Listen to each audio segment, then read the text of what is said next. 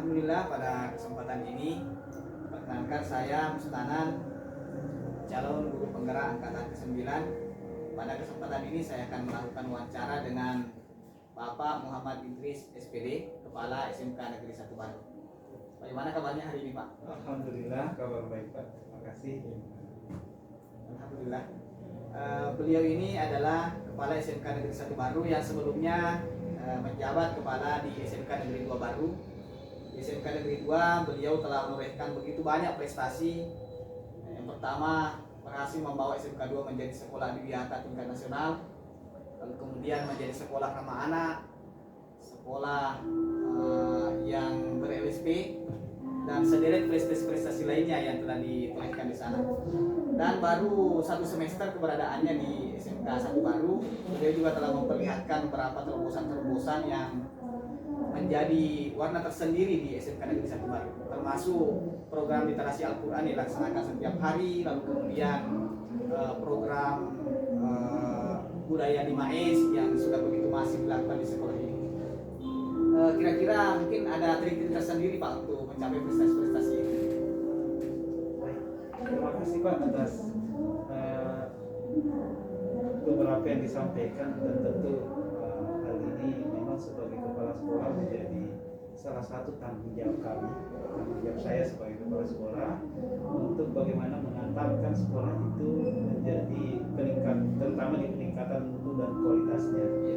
Jadi di dalam tadi yang pencapaiannya itu tentu tidak terlepas dari kerjasama dan kolaborasi dari semua stakeholder, dari semua guru-guru, siswa, dan tentu keberhasilan ini adalah keberhasilan secara bersama, karena dalam pengelolaan pendidikan itu tentu harus yang lebih utamakan adalah tim kerja, teamwork.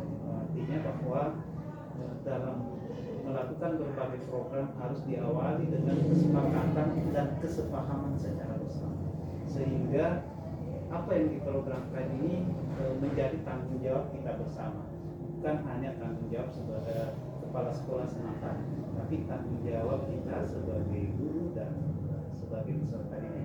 Jadi di sini ada kolaborasinya, kemudian kesepahaman secara bersama.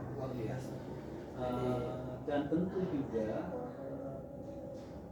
biasa saya istilahkan di awalnya, yaitu 3P. Ya. P pertama itu adalah penampilan. Penampilan. Ya. Bagaimana penampilan sekolah? Ya. Harus memperlihatkan wajah sekolah yang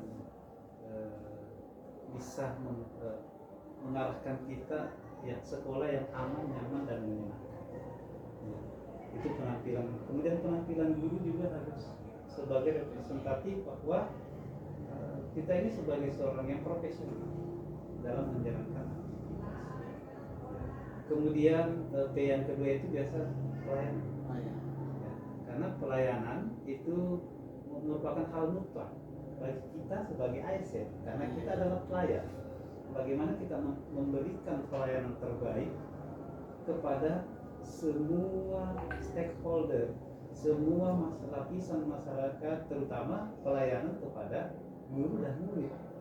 Guru dan murid ini, karena disitulah marwahnya kita dalam mengelola pendidikan. Berikanlah pelayanan terbaik sehingga semuanya bisa berjalan dan semuanya bisa dengan pelayanan yang baik, maka insya Allah akan mengantarkan kita ke harapan-harapan kita. Kemudian P yang ketiga itu tadi kan penampilan, pelayanan, baru itu prestasinya. Ya. Jadi setelah ada, karena di prestasi inilah baik di bidang prestasi di bidang akademik maupun di bidang ekstrakurikuler maupun prestasi di kelembagaan atau institusi kita.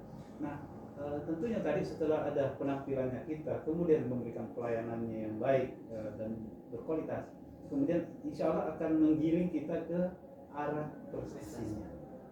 Ini yang 3P yang biasa saya awali dengan bagaimana mengelola pendidikan. Baik. Di sini yang saya ingin tanyakan kembali, Pak, bahwa selama ini Bapak telah mencapai begitu beberapa capaian-capaian yang saya anggap sesuatu yang luar biasa.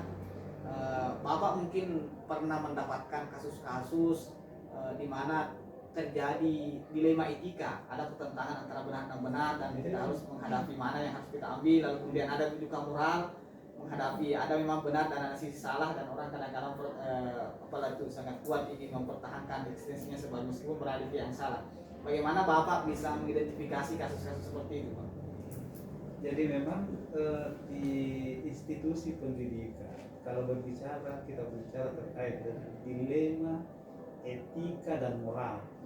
Ini kita tidak lepas dari itu. Ya. Karena di institusi pendidikan ini adalah mengelola manusia.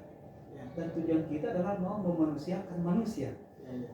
Dan kalau sudah berbicara terkait dengan manusia, maka kembali berbicara dengan hati. Ya, akan tetapi di dalam institusi yang tentu, makanya tadi saya katakan bahwa kita tidak terlepas dari itu. Jadi sebagai jalur kita bahwa kita tentu sebagai kepala sekolah selalu harus mengedepankan aturan yang berlaku. Kemudian ada aturan yang berlaku, kemudian tentu ada, setelah ada aturannya, kemudian kita juga sebagai guru ada kode etik yang berlaku bagi kita. Kemudian di pengelolaan sekolah itu kan ada tata tertib yang diberlakukan, tetapi kata kuncinya tata tertib yang ada, baik itu tatib guru yang merujuk dari kode etik maupun tata tertib yang akan diberlakukan kepada siswa adalah hasil daripada kolaborasi, hasil daripada diskusi, pertemuan kita untuk mencapai suatu kesepahaman bersama untuk menjadi ketetapan. Ya. Nah, setelah ada itu kita sosialisasikan secara bersama. Namun kita setelah itu, namun juga memang tidak terlepas dari tadi itu dilema etikanya. Karena biasanya ada faktor, ya, apakah faktor keluarga, faktor pimpinan atau bos, faktor kedekatan emosional. Tetapi di dalam jika kita menghadapi suatu kondisi atau masalah atau persoalan yang terkait dengan dilema etika tadi, tentu dibutuhkan komunikasi. Harus ada komunikasi yang jelas, yang komunikasi yang baik. Itu mungkin yang bisa membawa kita dengan adanya komunikasi, insya Allah akan mencapai suatu apa kita dapatkan solusi. Baik Pak, jadi kan tadi Bapak telah menyampaikan bahwa dalam mengidentifikasi kasus yang ada biasa di sekolah itu kan ya dengan kolaborasi, dan kemudian tadi bagaimana aturan-aturan itu kemudian disepakati bersama, lalu kemudian di follow up.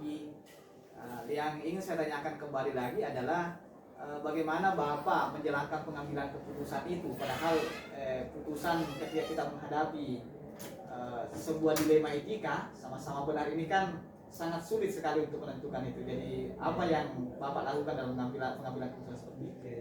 Baik, dalam kita mendapatkan satu masalah yang bisa mencapai dilema, karena di sini dilematisnya, karena ada semuanya benar terkadang, dan kita tidak menginginkan ada yang menjadi korban atau ada yang dirugikan. Maka dibutuhkan sebagai kepala sekolah, dibutuhkan di sini diskusi. Bisa kita meminta berbagai pandangan, berbagai pendapat, bahkan jadi kita melihat dulu apa masalahnya, kemudian siapa yang kompeten. Jika ada kasus hukum misalnya atau kasus yang lain, tentu kita menelisik dulu apa masalahnya. Kemudian tentu setelah itu kita melihat aturan yang ada, kemudian kita mencari orang yang tepat untuk diajak diskusi. Kemudian libatkan juga orang-orang kedua belah pihak untuk diajak diskusi. Nah, setelah ada semua kita kaji. Setelah ada kita akan ambil kesimpulan bahwa itu dengan dasar yang kita tadi aturannya, kemudian ada orang ahli atau yang sesuai dengan bidangnya tadi, kemudian kedua belah pihak kita sudah mendapatkan masing-masing daripada alasan atau persoalan atau keinginannya, kemudian ini yang kita mencarikan solusinya, baru kita mengambil keputusan. Luar biasa. Jadi langkah-langkah yang diambil itu pertama itu melihat masalahnya dulu, apa sesungguhnya yang menjadi akar masalah. Kemudian diskusikan antara kedua belah pihak, minta pandangan dari orang-orang yang kompeten. Nah, lalu kemudian lihat aturannya, yang bagaimana aturan itu berlaku, baru ngambil keputusan. Luar biasa Pak, sangat konkret sekali langkah-langkah yang telah Bapak kemukakan. Lalu selanjutnya ingin saya tanyakan Pak, hal-hal apa yang selama ini Bapak anggap efektif dalam pengambilan keputusan pada kasus-kasus dilema etika itu? Yang hal-hal efektifnya ya, yang pertama tentu yang efektif membuat keputusan itu efektif adalah jika keputusan itu diambil berdasarkan aturan ya, dan berdasarkan hasil daripada diskusi atau melakukan pendekatan ya, pendekatan kepada yang tadi yang punya masalah, sehingga tidak ada yang merasa dikorbankan atau dirugikan dalam keputusan itu. Selanjutnya tentu saja dalam pengambilan keputusan itu Bapak pernah mengalami apalagi tantangan, terutama dalam kasus-kasus dilema etika itu. Mungkin Bapak bisa jelaskan itu seperti apa biasa tantangannya dihadapi Pak dalam itu. Ini kalau berbicara tentang dilema etika, memang mengelola manusia itu, mengelola karakter manusia itu banyak sekali, ada beberapa tantangan. Ya, itu tadi karena namanya manusia ada hati, pakai hati, pakai perasaan. Kemudian tentu ada karena faktor keluarga, karena faktor teman, ada hubungan emosional, kemudian hubungan kerja, dan tentu juga biasa yang membuat kita ini biasanya yang menjadi tantangannya adalah jangan sampai, terutama kalau menyangkut kehidupan seseorang, jangan sampai kita patahkan dia, terutama di siswa, jangan sampai misalnya kita mengambil keputusan tetapi yang membuat mereka akan terpuruk. Betul. Istilahnya sudah jatuh tertimpa tangga pulang. Lagi. Ini yang menjadi tantangan kita. Tapi tantangan itu inilah menjadi dasar dalam berpijak kita untuk menelisik semua aturan-aturan yang berlaku. Kemudian bagaimana kita berkomunikasi, sehingga tadi itu tantangan yang ada bisa minimalisir. Artinya pasti ada tantangan, tetapi tantangan itu bagaimana supaya bisa diminimalisir begitu. Dan ini tadi yang paling saya garis bawahi itu bahwa bagaimana anak ini ketika menerima putusan itu mereka tidak jatuh dua kali begitu. Bisa bangkit dengan putusan yang kita ambil. Terkadang dalam etika dan moralitas ini biasa orang katakan kalau bahasa Bugis macacak wali. Macacak wali. Artinya bahwa maju tetap dipertahankan, juga merusak pada dirinya, dan ditarik keluar dan juga akan berdampak pada dia. Tetapi tentu ini bagaimana supaya kedua-duanya ini aman, ini bisa bermanfaat, bukan merugikan. Luar biasa Pak. Kemudian Pak, yang selanjutnya yang ingin saya kemukakan di sini kan luar biasa tadi Bapak langkah-langkah yang telah dikemukakan dalam pengambilan keputusan, terutama dalam kasus dilema. Apakah Bapak memiliki sebuah tata cara atau jadwal tertentu dalam penyelesaian kasus-kasus seperti itu, ataukah langsung mengambil keputusan pada saat itu? Kalau jadwal tertentu saya kira tidak perlu kita jadwalkan. Karena kenapa? Jika ada suatu persoalan, harus secepat mungkin, seefektif mungkin, kita mencarikan solusi terbaik. Karena kenapa? Kalau misalnya kita tunda, ada masalah yang kita hadapi, kemudian kita tunda, biasa akan membuat biasa di situ ada pihak-pihak, Ya, ya, ya. bisa juga kemungkinannya jangan sampai ada pihak lain lagi Ya. yang masuk sehingga persoalan ini tadi sudah ada jalan bisa kita solusinya, tapi karena kita tunda Ya. menyelesaikan pada hari itu, kemungkinan juga besok mungkin atau Ya. lusa ada orang pihak ketiga lagi yang memperkeruh ini Ya, ya, ya. persoalan. Ini semakin rumit. Akhirnya semakin rumit. Pak, ini masih ada lagi. Apakah ada orang-orang lain yang atau faktor-faktor yang selama ini mempermudah atau membantu Bapak dalam pengambilan keputusan dalam kasus-kasus yang sering Bapak hadapi? Kalau memudahkan memudahkan dalam mengambil keputusan. Ya. Karena kita itu yang diberikan amanah sebagai pimpinan, sebagai kepala sekolah, itu pengambilan keputusannya itu harus dari kita. Ya. Ya, harus dari kita. Tetapi tentu tadi diawali dengan misalnya ada kasus A. Ya. Kita mencari orang, yang kasus A ini misalnya orang ahli di mana? Ya. Ya. Nah, ini yang kita ada diskusi, minta pendapatnya, Ya. kemudian tentu dengan pihak-pihak yang lainnya. Nah, kita minta pendapatnya bagaimana, dari berbagai pendapat inilah yang akan membantu kita dalam menarik kesimpulan atau keputusan. Tapi keputusannya itu bukan pengaruh dari Ya, ya, ya. orang yang ada sekeliling kita, tapi betul-betul kita hasil kajian kita Ya. dengan aturan yang ada, kemudian dari orang yang dianggap kompeten, kemudian teman-teman yang bisa diminta pendapatnya atau stakeholder atau yang dituakan minta pendapatnya.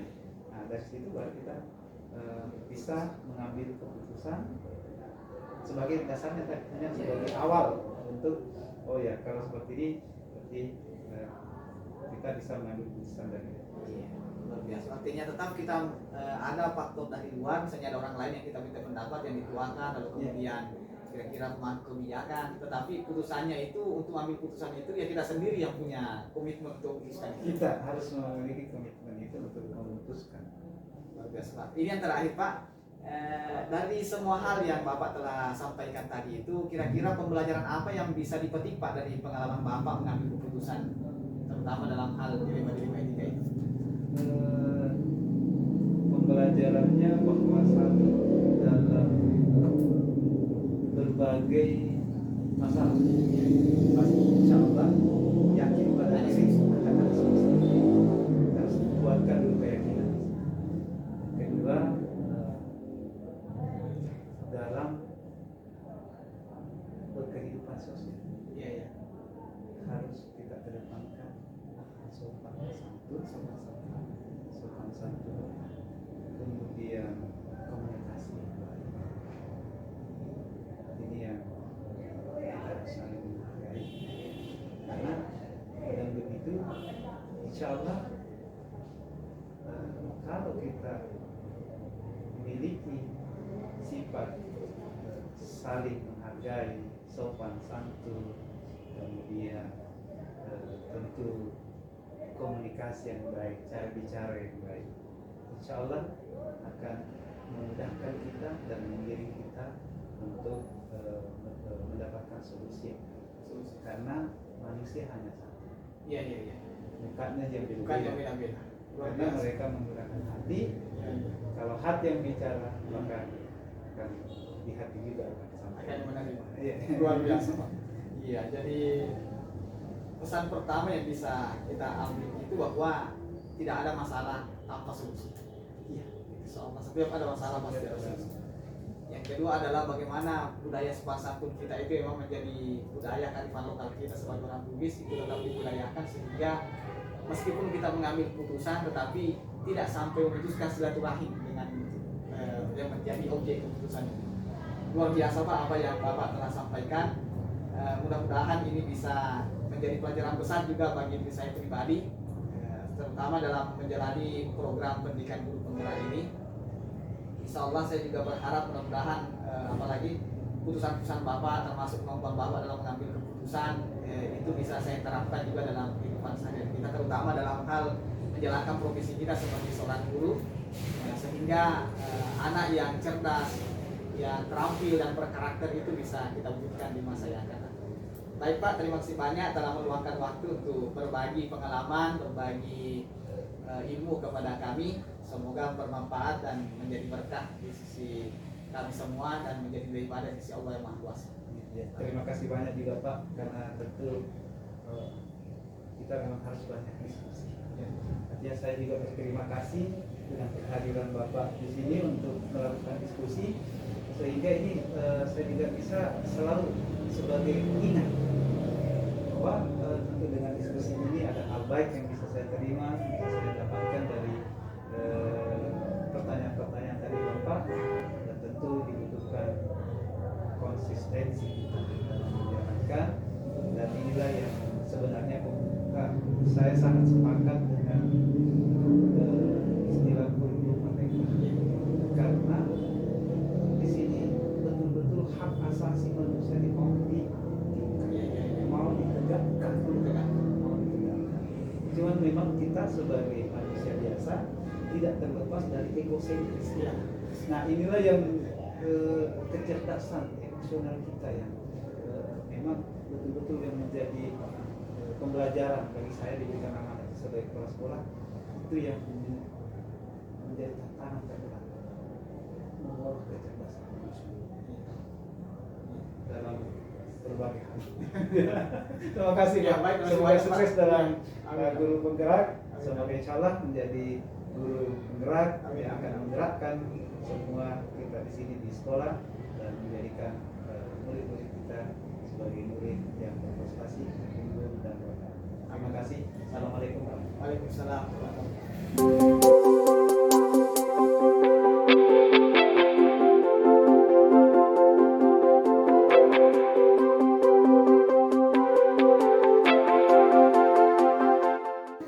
Assalamualaikum warahmatullahi wabarakatuh. Alhamdulillah pada siang hari ini saya sedang bersama dengan Ibu Hajah Andi Rosmini SPD SD. Beliau adalah Kepala UPTD SDN 124 Baru.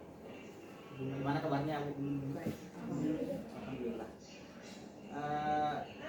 Perkenalkan saya Bu Istanan, CGP Angkatan ke-9. Insyaallah saya akan melakukan wawancara dengan Ibu terkait dengan pengambilan keputusan berbasis nilai-nilai kebajikan yang insyaallah menjadi salah satu tugas saya di pendidikan program guru penggerak. Selama ini yang ingin saya tanyakan yang pertama kepada Ibu, bagaimana Ibu bisa mengidentifikasi kasus-kasus yang merupakan dilema etika atau bukan moral yang sering Ibu hadapi mungkin di sekolah tempat Ibu bertugas? Iya, terima kasih. Ini versi saya ya. Ya.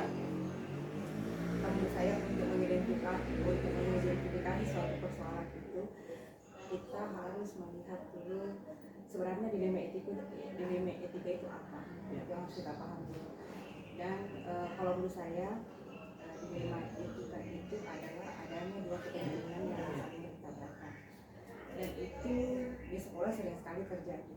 Ya, untuk mengidentifikasinya itu saya kira kita harus melihat dulu aturan-aturan kita sebagai ASN, kemudian tata tertib di sekolah, kemudian etika moral yang berlaku.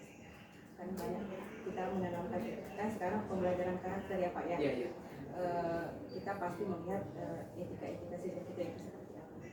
Saya kira. Untuk identifikasinya melihat etika moral yang seharusnya menjadi standar umum yang ada di sekolah. Itu yang harus kita identifikasi. Baik, terima kasih Bu. Lalu kemudian yang kedua, bagaimana Ibu menjalankan urusan di sekolah Ibu, terutama untuk kasus-kasus di mana ada dua kepentingan yang sama-sama benar, lalu kemudian kita dilema untuk memutuskan yang mana harus kita ambil? Menurut saya yang pertama itu kita melihat dulu program kita, program kepala sekolah, program sekolah. Kemudian setelah kita melihat program yang ada, kita melihat skala prioritas. Jadi ketika kita mengambil keputusan itu, kita harus melihat bahwa yang sebelah ini lebih wajar untuk kita selesaikan secepatnya, Iya. dan yang berikutnya seperti akan mengikuti ulang. Iya, iya. Jadi kita lihat mana yang dari sisi prioritas lebih utama. Iya, Jadi, iya. itulah keputusan itulah yang akan kita ambil. Iya. Luar biasa itu cara mengambil keputusan. Dan memang ini saya kira sejalan dengan prinsip agama itu. Ketika ada dua kebenaran yang berbenturan, maka kita ambil mana yang paling tinggi tingkat Iya. proporsi kebenarannya. Iya, betul. Biasa. Lalu kemudian langkah-langkah atau prosedur seperti apa yang selama ini Ibu lakukan jika terjadi kasus-kasus seperti itu? Yang pertama itu tadi kita identifikasi masalahnya. Ya. Yang kedua yaitu kita melakukan diskusi-diskusi dengan stakeholder di sekolah. Kita juga melakukan kolaborasi dengan berbagai pihak, di antaranya komite sekolah, pengawas sekolah, atau kalau kita ke kabupaten, dinas kabupaten, Ya. kolaborasi ya. Seperti itu. Jadi pengambilan keputusannya walaupun akan kembali ke kita, tapi kita perlu mendengarkan juga Ya. masukan-masukan. Masukan dari pihak Ya. lain yang dianggap berkompeten dan punya hubungan dengan Betul. polisi. Luar biasa. Artinya jika sekiranya apalagi namanya benar pro kontra di balik putusan Iya. itu ada orang lain yang mendukung Iya, kita. Luar biasa. Jadi memang tipe pemimpin seperti itu jadi dalam mengambil keputusan. Luar biasa. Lalu kemudian yang selanjutnya yang ingin saya klarifikasi sama Ibu atau minta tanggapan, hal-hal apa saja selama ini yang dianggap efektif dalam keputusan atau pengambilan keputusan pada kasus-kasus di ilmu etika yang Ibu pernah alami di sekolah? Hal-hal yang efektif yang kita ambil, begitu maksudnya. Ya, hal-hal yang efektif. Ya, itu tadi kita harus melihat apa namanya siswa atau apa namanya orang yang di sekolah yang melakukan yang ada masalahnya gitu. Ya, jadi identifikasinya tadi. Yang kedua kita melakukan pendekatan, Pak. Pendekatannya itu ya seperti kita melakukan komunikasi yang secara pribadi.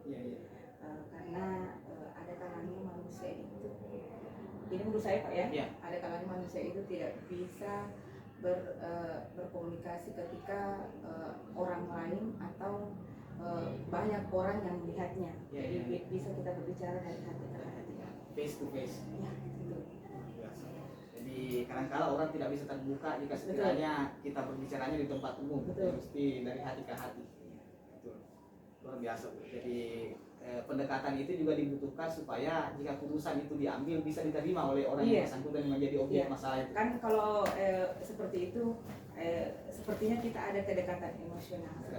Itu berlaku di siswa, berlaku juga pada warga sekolah yang lain. Luar biasa. Artinya ketika kita mengambil keputusan maka tidak ada pihak yang merasa dirugikan. Betul. Karena kita melakukan pendekatan lagi. Iya. Luar biasa. Lalu kemudian mungkin saja dalam pengambilan keputusan itu kita pernah mengalami hambatan-hambatan, tantangan-tantangan dalam pengambilan keputusan itu. Pasti. Bagaimana Ibu mengatasi hal tersebut? Pasti. Kalau istilahnya begini, kalau seorang kepala sekolah itu kan tidak semuanya di lingkungan sekolah itu kan suka sama kita. Ya, betul. Jadi ketika kita mengambil keputusan pasti ada satu pihak yang Pro, tidak, ada yang kontra. ya betul, ada setuju, ada yang tidak, yang pro kontra yang seperti Bapak bilang. Tetapi kalau itu yang pro-nya ini yang pro yang kita itu, karena kita tidak boleh terbebani yang kontra tadi. Iya. Kalau ini menurut saya, Betul. life must go on. Kita harus tetap jalan dan kita abaikan yang lain, walaupun ada yang tidak suka. Selama kita berada dalam jalur yang benar, dalam proporsi yang benar dan tidak melanggar aturan yang berlaku, Pak ya. Aturan ASN, tata tertib. Yang penting kita tidak keluar dari koridor yang ada, kita jalan terus. Abaikan yang kontra. Ya, abaikan. Ya. Ini sesuai dengan pernah saya baca pesan dari Luqmanul Hakim. Jika seseorang menyalahkan kamu maka untuk mengetahui apa itu benar atau salah, bertanya pada nuranimu, karena itulah kebenaran yang paling hakiki. Betul. Seperti itu Bu ya, luar biasa. Artinya jika yang kita lakukan itu sudah sesuai dengan koridor, sesuai dengan norma, Betul. kita tetap jalan. Jalan. Ya, abaikan saja yang Ya, karena tidak boleh kita mendengarkan itu. Ini menurut saya Pak ya. Ya. Saya tidak ambil pusing dengan perkataan orang, yang penting saya berada dalam jalur yang benar. Karena dalam putusan yang diambil pasti ada pro dan kontra. Betul. Ya. Tidak mungkin pro secara keseluruhan. Iya, tidak mungkin. Iya. Tidak mungkin juga 100% orang suka sama Iya, kita. tidak mungkin 100%. Luar biasa. Itulah jiwa seorang pemimpin yang harus memahami seperti itu. Terima kasih banyak. Lalu kemudian selanjutnya yang ingin saya tanyakan ke Ibu, apakah Ibu memiliki tata kalah atau jadwal tertentu dalam sebuah penyelesaian kasus dilema etika ini, ataukah langsung menyelesaikan di tempat, atau memiliki jadwal penyelesaian? Ini bisa Ibu jelaskan. Kalau menurut saya tidak perlu memiliki jadwal Pak. Ketika ada suatu persoalan, seketika itu juga kita harus selesaikan. Ya. Karena besoknya kita tidak tahu apakah ada masalah yang lain, jadi nanti masalahnya bertumpuk. Ya, Jadi kalau ada satu masalah, sebisanya kita menyelesaikan secepat dan setepat, seefisien mungkin. Tepat, cepat, dan efisien. Nggak perlu menunggu-nunggu. Tidak perlu. Ya, karena jangan sampai kita menunggu besok ada masalah lain lagi. Betul. Karena di sekolah itu akan banyak sekali persoalan. Iya. Baik itu persoalan siswa, baik itu persoalan pada sekolah yang lain. Ya. Lagu akhiru amalan yaum bilal ganti, itu ada hadisnya. Jangan menunda sampai hari esok apa yang bisa diselesaikan pada hari ini. Lalu adakah seseorang atau faktor-faktor yang selama ini mempermudah atau membantu Ibu dalam pengambilan keputusan dalam kasus-kasus dilema etika ini? Orang yang mendukung mungkin ini Bu. Kalau pengambilan keputusan itu ini menurut saya, kalau pengambilan keputusan itu murni dari saya, walaupun kita membutuhkan masukan karena kita tidak boleh terlalu juga mengandalkan otak kita ya Pak ya. Iya. Kita perlu mendapatkan masukan dari orang lain yang dari teman-teman, dari teman-teman guru, teman kepala sekolah, pengawas kita, pimpinan kita. Jadi masukan-masukan mereka itu kita pilah, kita pikirkan, dan kita sebagai kepala sekolah penanggung jawab di sekolah itu kita Ya, kita tetap meminta pandangan-pandangan dari luar, orang-orang yang mendampingi kita, tapi tetap putusannya ada sama kita. Iya. Mana yang mau diambil, mana tidak. Betul. Luar biasa. Lalu ini yang terakhir Bu, dari semua hal yang telah disampaikan, pembelajaran apa yang dapat dipetik dari pengalaman Ibu dalam mengambil putusan terkait dengan dilema etika itu? Ada banyak pelajaran di sini Pak. Ya. Yang pertama yaitu pembelajaran karakter. Jadi kita bisa mengetahui sejauh mana siswa itu pendidikan karakternya itu lebih meningkat. Iya. Karena kan yang itu yang di guru sekarang ya Pak Iya, ya, betul. pendidikan karakter. Iya, karakter. Begitu juga dengan teman-teman di sekolah. Ketika ada persoalan, di situ kita juga bisa menilai karakter. Betul. Jadi kalau saya di sekolah saya biasanya Pak, kalau ada persoalan begitu, saya biasanya minta pendapat ke teman-teman yang lain. Muncul ini juga itu karakter yang saya butuhkan dari guru tersebut. Iya. Muncul guru seperti ini. Iya. Jadi saya mengambil pelajaran dari situ. Jadi ketika nanti ada persoalan guru tersebut, saya sudah bisa melakukan pendekatan karena karakternya tadi saya sudah bisa menebak. Bisa menebak bahwa sesungguhnya jiwanya orang ini sebenarnya seperti ini. Dia membutuhkan ini. Iya, betul. Luar biasa. Jadi dari masalah-masalah yang muncul itu, disitulah kita bisa mempelajari karakter-karakter. Ya, saya juga belajar di situ. Saya serahkan ke guru-guru yang lain. Ini siswanya seperti ini, ada persoalan seperti ini. Saya kalau ketika dia menyelesaikan dan berdiskusi dengan saya juga mempelajari karakter seorang. Luar biasa. Baik, terima kasih banyak Bu. Artinya dari pernyataan-pernyataan Ibu ini mudah-mudahan saya juga sebagai calon guru penggerak bisa mengambil pelajaran yang luar biasa dari pengalaman Ibu, dan seterusnya juga bisa mengambil putusan-putusan yang sama dengan apa yang dilakukan Ibu ketika menghadapi kasus-kasus dilema etika. Karena dilema etika itu pastilah semua orang pernah mengalami. Betul. Diberikan dua pilihan di mana kita sangat sulit untuk menentukan mana pilihan itu. Tapi luar biasa apa yang Ibu telah sampaikan, dan itu mudah-mudahan bisa menjadi inspirasi bagi saya bahwa Jika sekiranya terjadi itu, maka kita mengambil mana yang lebih proporsional. Luar biasa. Terima kasih banyak Bu atas kesempatannya pada hari ini, termasuk dalam memberikan penjelasan-penjelasan kepada kami terkait dengan pengambilan keputusan dengan dilema etika. Semoga menjadi berkah dan menjadi manfaat bagi kami semua. Ya, terima kasih banyak. Assalamualaikum warahmatullahi wabarakatuh. Waalaikumsalam.